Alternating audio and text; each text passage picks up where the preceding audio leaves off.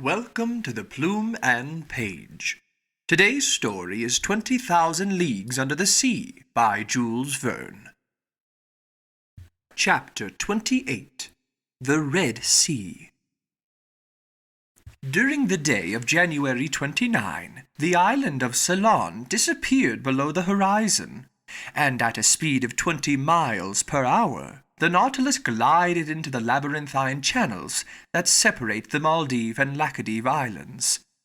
It likewise hugged Kilton Island, a shore of madreporic origin discovered by Vasco da Gama in 1499, and one of 19 chief islands in the island group of the Laccadives.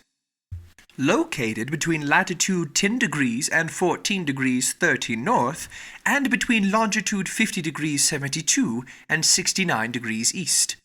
By then we had fared 16,220 miles, or 5,700 leagues, from our starting point in the seas of Japan. The next day, January 30, when the Nautilus rose to the surface of the ocean, there was no more land in sight. Setting its course for the north-northwest, the ship headed toward the Gulf of Oman, carved out between Arabia and the Indian Peninsula, and providing access to the Persian Gulf. This was obviously a blind alley with no possible outlet. So where was Captain Nemo taking us?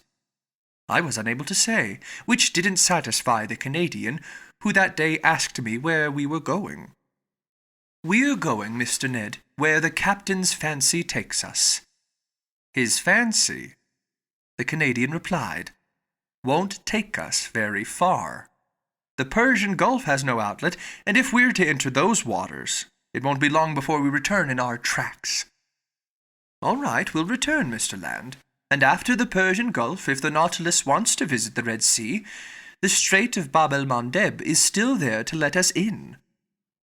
"I don't have to tell you," Ned Land replied, "that the Red Sea is just as landlocked as the Gulf, since the Isthmus of Suez hasn't been cut all the way through yet.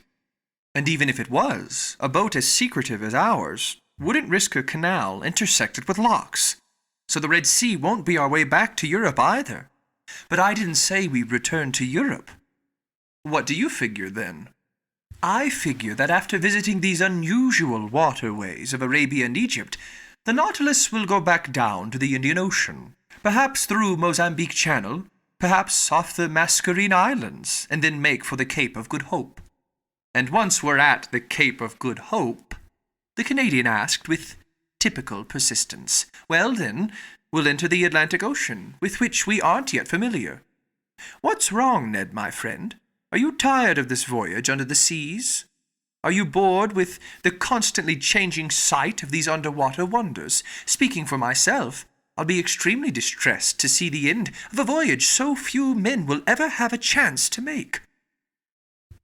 "But don't you realize, Professor Arjona," the Canadian replied, "that soon we'll have been imprisoned for 3 whole months aboard this Nautilus?" "No, Ned, I didn't realize it. I don't want to realize it, and I don't keep track of every day and every hour. But when will it be over? In its appointed time. Meanwhile, there's nothing we can do about it, and our discussions are futile.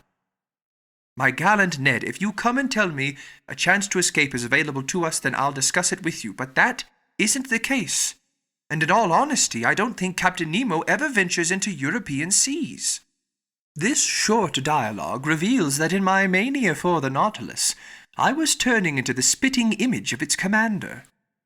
As for Ned Land, he ended our talk in his best speechifying style. "That's all fine and dandy, but in my humble opinion, a life in jail is a life without joy."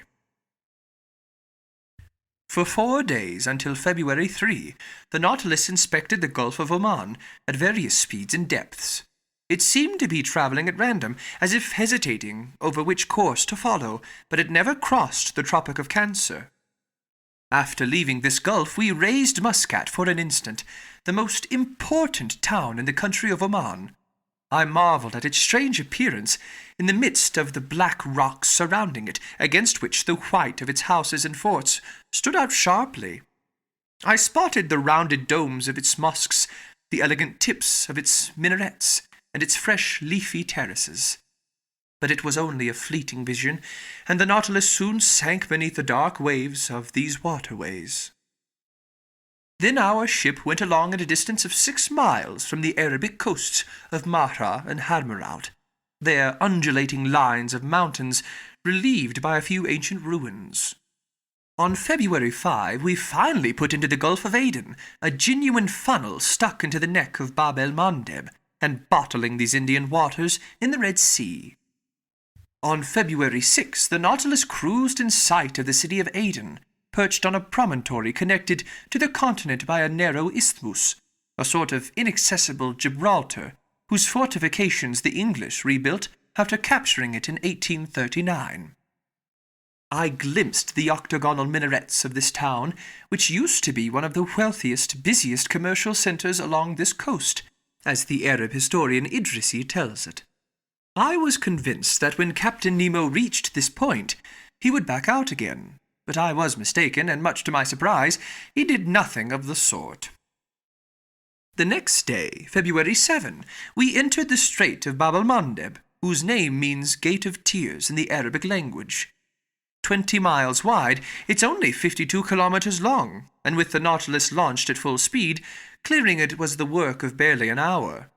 But I didn't see a thing, not even Perim Island, where the British government built fortifications to strengthen Aden's position. There were many English and French steamers ploughing this narrow passageway, liners going from Suez to Bombay, Calcutta, Melbourne, Réunion Island, and Mauritius. Far too much traffic for the Nautilus to make an appearance on the surface, so it wisely stayed in mid-water. Finally, at noon, we were ploughing the waves of the Red Sea.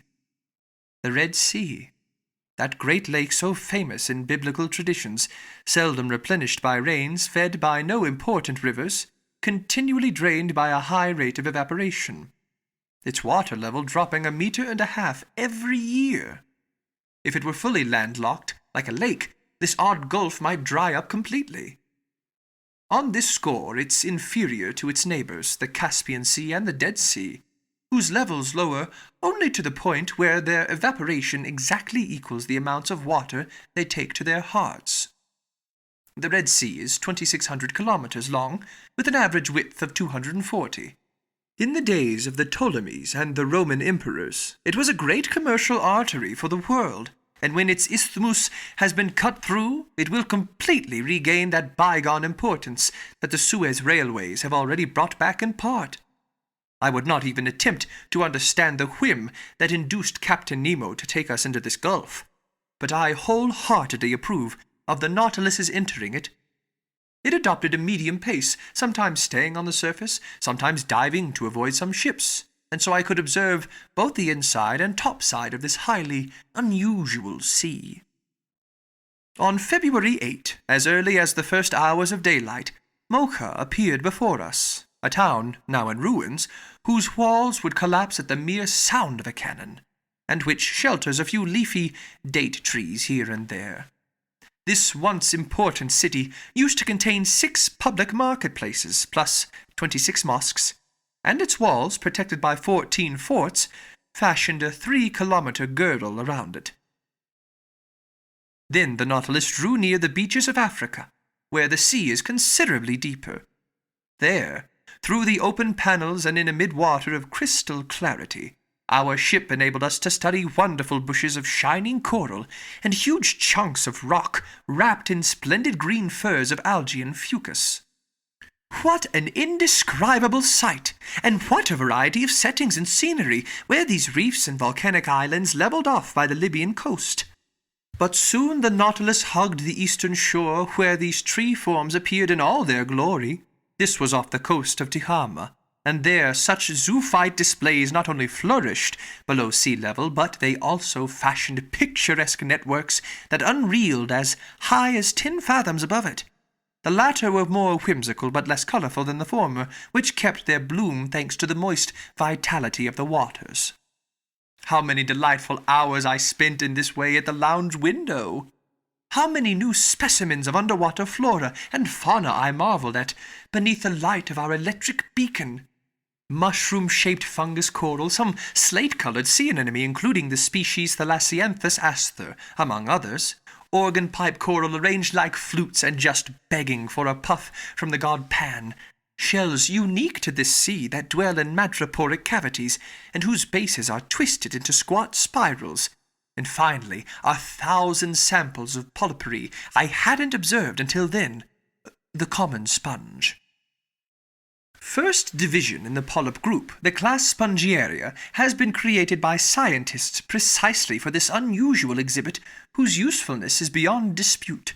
The sponge is definitely not a plant, as some naturalists still believe, but an animal of the lowest order, a polypary inferior even to coral. Its animal nature isn't in doubt, and we can't accept even the views of the ancients, who regarded it as halfway between plant and animal. But I must say that naturalists are not in agreement on the structural mode of sponges. For some it's a polypary, and for others, such as Professor Milne-Edouard's, it's a simple solitary individual.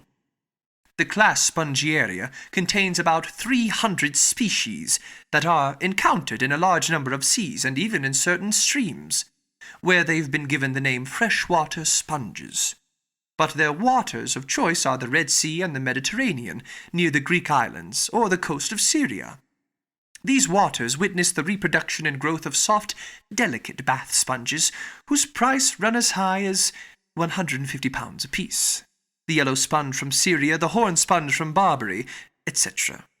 But since I had no hope of studying these zoophytes in the seaports of the Levant, from which we were separated by the insuperable Isthmus of Suez, I had to be content with observing them in the waters of the Red Sea.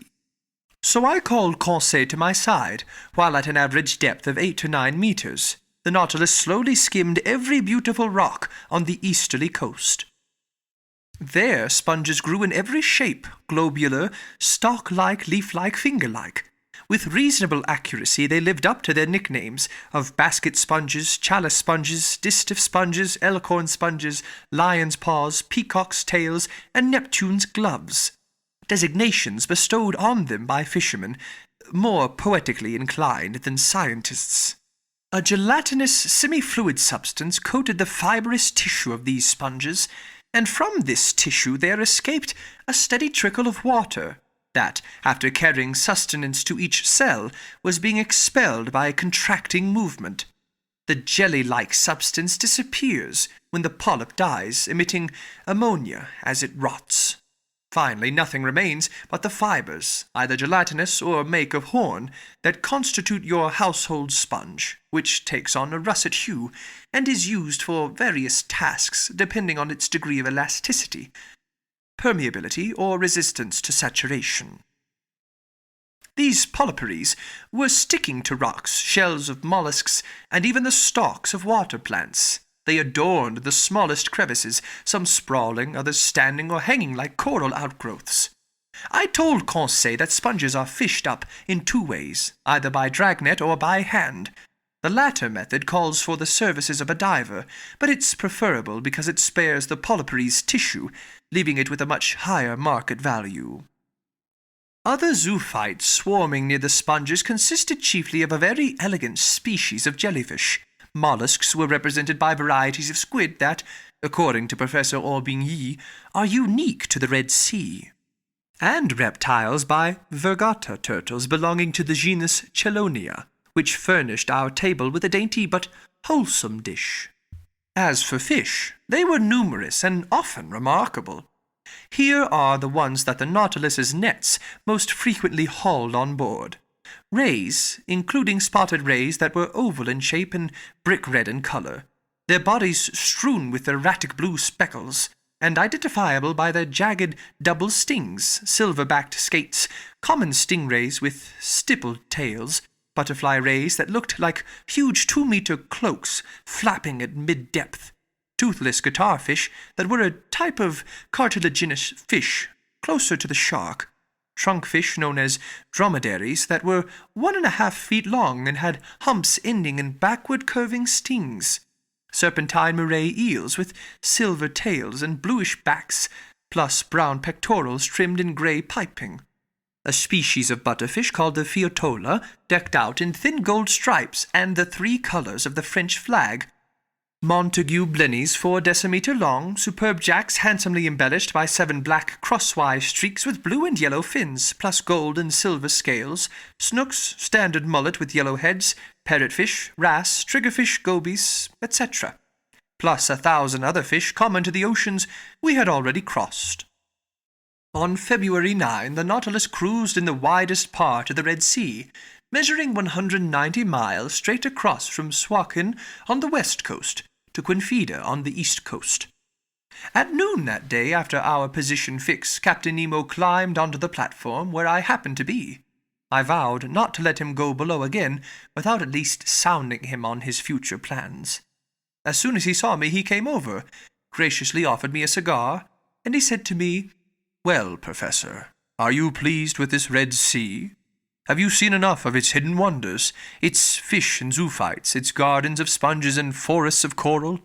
Have you glimpsed the towns built on its shores?"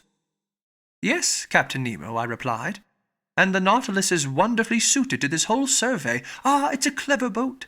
"Yes, sir, clever, daring, and invulnerable. It fears neither the Red Sea's dreadful storms nor its currents and reefs." "Indeed," I said. "This sea is mentioned as one of the worst, and in the days of the ancients, if I'm not mistaken, it had an abominable reputation." "Thoroughly abominable, Professor Archona. The Greek and Latin historians can find nothing to say in its favor, and the Greek geographer Strabo adds that it's especially rough during the rainy season and the period of summer prevailing winds. The Arab Indrisi, referring to it by the name Gulf of Kulzum, relates that ships perished in large numbers on its sandbanks, and that no one risked navigating it by night. This, he claims, is a sea subject to fearful hurricanes, strewn with inhospitable islands, and with nothing good to offer, either on its surface or in its depths. As a matter of fact, the same views can also be found in Arrian, Agatharchides, and Artemidorus. "One can easily see," I answered, "that those historians didn't navigate aboard the Nautilus." "Indeed," the captain replied with a smile, "and in this respect, the moderns aren't much farther along than the ancients. It took many centuries to discover the mechanical power of steam. Who knows whether we'll see a second Nautilus within the next 100 years? Progress is slow, Professor Archona." "It's true," I replied. "Your ship is a century ahead of its time, perhaps several centuries. It would be most unfortunate if such a secret were to die with its inventor." Captain Nemo did not reply. After some minutes of silence, "We were discussing," he said, "the views of ancient historians on the dangers of navigating this Red Sea." "True," I replied. "But weren't their fears exaggerated?" "Yes and no, Professor Archona," answered Captain Nemo, who seemed to know his Red Sea by heart. "To a modern ship, well-rigged, solidly constructed, and in control of its course, thanks to obedient steam, some conditions are no longer hazardous that offered all sorts of dangers to the vessels of the ancients. Picture those early navigators venturing forth in sailboats built from planks lashed together with palm-tree ropes, caulked with powdered resin, and coated with dogfish grease. They didn't even have instruments for taking their bearings. They went by guesswork in the midst of currents they barely knew.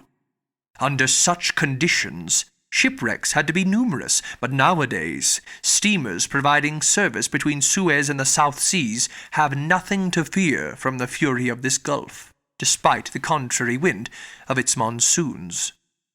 Their captains and passengers no longer prepare for departure with sacrifices to placate the gods.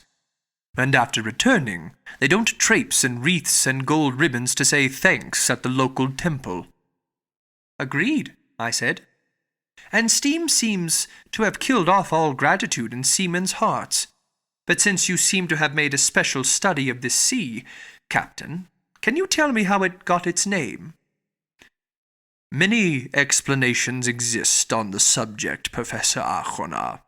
Would you like to hear the views of one chronicler in the 14th century? Gladly. The fanciful fellow claims the sea was given its name after the crossing of the Israelites, when the Pharaoh perished in those waves that came together again at Moses' command. To mark that miraculous sequel, the sea turned a red without equal. Thus no other course would do, but to name it for its hue. An artistic explanation, Captain Nemo, I replied, but I'm unable to rest content with it, so I'll ask you for your own personal views. Here they come. To my thinking, Professor Arjona, this Red Sea designation must be regarded as a translation of the Hebrew word Edrom, and if the ancients gave it that name, it was because of the unique color of its waters. Until now, however, I've seen only clear waves without any unique hue. Surely, but as we move ahead to the far end of this gulf, you'll note its odd appearance. I recall seeing the Bay of El Tur completely red, like a lake of blood. And you attribute this color to the presence of microscopic algae? Yes. It's a purplish, mucilaginous substance produced by those tiny buds known by the name trichondesmia, 40,000 of which are needed to occupy the space of 1 square millimeter. Perhaps you'll encounter them when we reach El Tur. Hence, Captain Nemo, this isn't the first time you've gone through the Red Sea aboard the Nautilus? No, sir. Then, since you've already mentioned the crossing of the Israelites and the catastrophe that befell the Egyptians, I would ask if you've ever discovered any traces under the waters of that great historic event. No, Professor, and for an excellent reason. What's that? It's because that same locality where Moses crossed with all his people is now so clogged with sand, camels can barely get their legs wet. You can understand that my Nautilus wouldn't have enough water for itself. And that locality is? I asked. The locality lies a little above Suez, in a sound that used to form a deep estuary when the Red Sea stretched as far as the Bitter Lakes. Now, whether or not their crossing was literally miraculous, the Israelites did cross there in returning to the Promised Land, and the Pharaoh's army did perish at precisely that locality. So I think that excavating those sands would bring to light a great many weapons and tools of Egyptian origin. Obviously, I replied. And for the sake of archaeology, let's hope that sooner or later such excavations do take place, once new towns are settled on the isthmus after the Suez Canal has been cut through. A canal, by the way, of little use to a ship such as the Nautilus. Surely, but of great use to the world at large, Captain Nemo said. The ancients well understood the usefulness to commerce of connecting the Red Sea with the Mediterranean, but they never dreamed of cutting a canal between the two, and instead they picked the Nile as their link. If we can trust tradition, it was probably Egypt's king, Sesostris, who started digging the canal needed to join the Nile with the Red Sea. What's certain is that in 615 BC, King Necho II was hard at work on a canal that was fed by Nile water and ran through the Egyptian plains opposite Arabia. The canal could be traveled in 4 days, and it was so wide 2 triple-tiered galleys could pass through it abreast. Its construction was continued by Darius the Great, son of Hystaspes, and probably completed by King Ptolemy II. Strabo saw it used for shipping, but the weakness of its slope between its starting point near Bubastis and the Red Sea left it navigable only a few months out of the year. This canal served commerce until the century of Rome's Antonine emperors. It was then abandoned and covered with sand, subsequently reinstated by Arabia's Caliph Omar I, and finally filled in for good in 761 or 762 AD. by Caliph al-Mansur, in an effort to prevent supplies from reaching Muhammad ibn Abdullah, who had rebelled against him. During his Egyptian campaign, your General Napoleon Bonaparte discovered traces of this old canal in the Suez Desert, and when the tide caught him by surprise, he well nigh perished just a few hours before rejoining his regiment at Hajeroth, the very place where Moses had pitched camp 3,300 years before him. Well, Captain, what the ancients hesitated to undertake, Mr. de Lesseps is now finishing up. His joining of these two seas will shorten the route from Cadiz to the East Indies by 9,000 kilometers, and he'll soon change Africa into an immense island. Yes, Professor Arjona, and you have every right to be proud of your fellow countrymen. Such a man brings a nation more honor than the greatest commanders. Like so many others, he began with difficulties and setbacks, but he triumphed because he had the volunteer spirit. And it's sad to think that this deed, which should have been an international deed, which would have ensured that any administration went down in history, will succeed only through the efforts of one man. So, all hail to Mr. de Lesseps. Yes, all hail to that great French citizen, I replied, quite startled by how emphatically Captain Nemo had just spoken. Unfortunately, he went on, I can't take you through that Suez Canal, but the day after tomorrow you'll be able to see the long jetties of Port Said when we're in the Mediterranean. In the Mediterranean? I exclaimed. Yes, Professor. Does that amaze you? What amazes me is thinking we'll be there the day after tomorrow. Oh, really? Yes, Captain. Although since I've been aboard your vessel, I should have formed the habit of not being amazed by anything.